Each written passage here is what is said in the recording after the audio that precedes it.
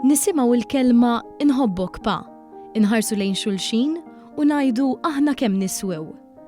Dawn huma Carlo Bernard, illum għandhom żewġ titfal, tifel u tifla aħwa, li meta kienu trabi sabu lilhom irabbuhom u jagħtuhom iċ-ċans fil-ħajja li jgħixu jitrabbew bimħabba bla ebda kundizzjonijiet. U dan kollu permezz tas-servizz tal-fostering f'pajjiżna.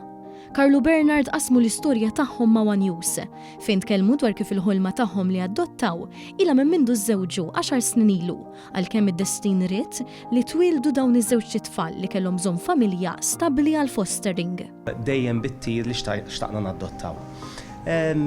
Sfortunatament għadda żmien u qatt ma sibna każ li kien japplika għalina fuq adoption. Allura mbagħad isu sente ilu bħal da żmien kien Novembru, konna għamilna l-kors ukoll mal-appoġġ tal-fostering u llum il-ġurnata għandna żewġ titfal.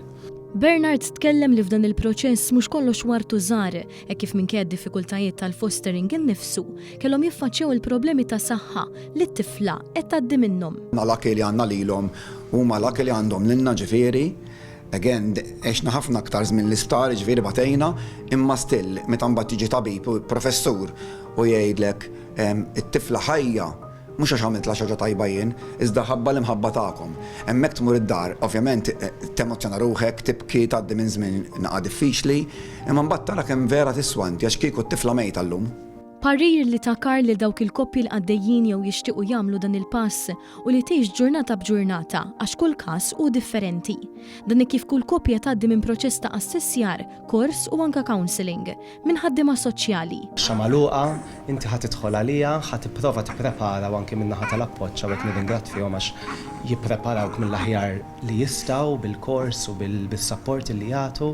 Imma at the end of the day hija triq illi naħseb li bħala parir li tgħix ġurnata b'ġurnata.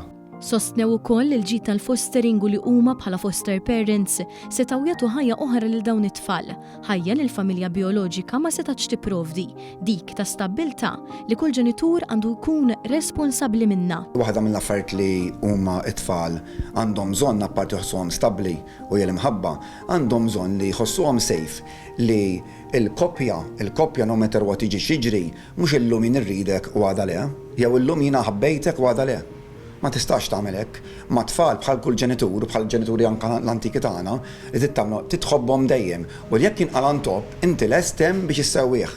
Mal-mikrofonu ta' One News, Bernard u Carl tennew li jekk hawn min għandu mħabba f'qalbu li jifla ixerret, għandu jagħtiha għax hekk kif tmiss rasek mal-imħadda u tiftakar fid-tbissima li nissilt fuq wiċċ tfal, ilewnulek ħajtek. Flaxija ġieli ta' għajja ngħajjew, aħna flaxija ħafna ngħajjew.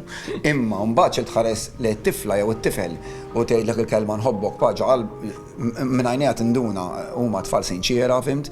Inti ġo qalbek nħarsu li xi ngħidu aħna kemm niswew, it's worth it, fimt?